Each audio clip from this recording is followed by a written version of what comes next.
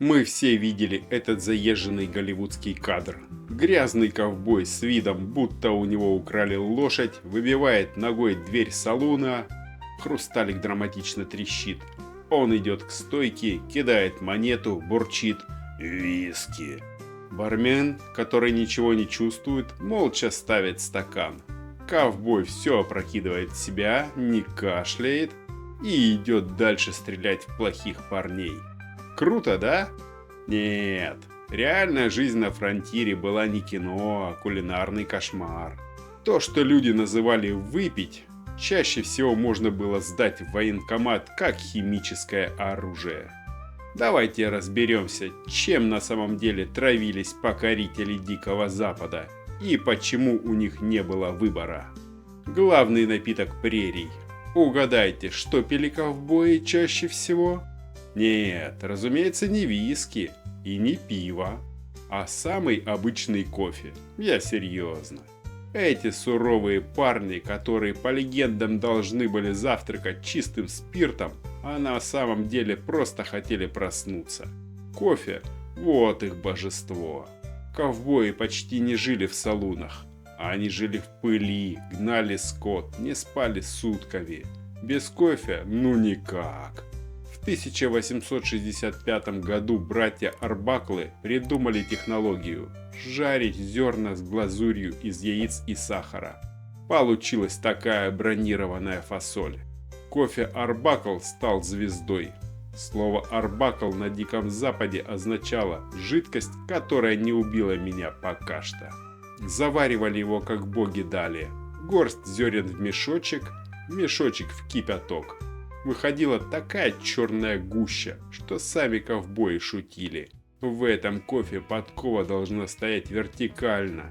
Шутка древняя, и никто не проверял, потому что боялись, что подкова утонет, а кофе останется. Почему вода была страшнее, чем бандит с револьвером? Пить сырую воду на Диком Западе – это все равно, что лизнуть автобусный поручень во время эпидемии. Источники – это грязь, бактерии, остатки скота и обильная флора из «а чё-то там плавает». Холера и дизентерия косили людей активнее, чем все перестрелки вместе взятые. Поэтому воду кипятили и получали кофе. Или заменяли алкоголем, потому что считалось, что алкоголь безопаснее, даже если это подозрительное виски. Выбор стоял так: плохая вода или смерть в стакане. И ковбои выбирали второе, потому что у них было чувство юмора. Виски и бармены садисты. Да, когда ковбой наконец добирался до салуна, он заказывал виски. Но то, что ему наливали, не подходило даже для протирки стекол. Настоящий бурбон везти на Дикий Запад было дорого, поэтому местные волшебники делали так. Берем дешевый спирт из гнилого зерна и начинаем колдовать. В бочку добавляли жженый сахар для цвета, жевательный табак для терпкости, красный перец, чтобы вы заблеяли как коза, аммиак, мыло или порох для той самой любви к родине. Коктейль назывался «Гниющая кишка», «Гробовой лак» или «Краска для заборов». Стоило это удовольствие 25 центов за стопку.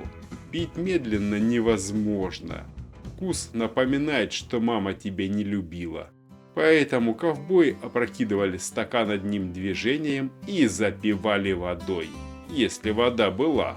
Если нет, то плакали ковбойскими слезами. Пиво. Теплое, мертвое, но свое. Пиво тоже было, но современный пивной гурман, увидев его, ушел бы в запой от отчаяния. Хранили его в деревянных бочках. Пастеризации не было, льда тоже. Пиво было комнатной температуре. В Техасе это означало похлебка для ванны. Мутная, негазированная, грустная.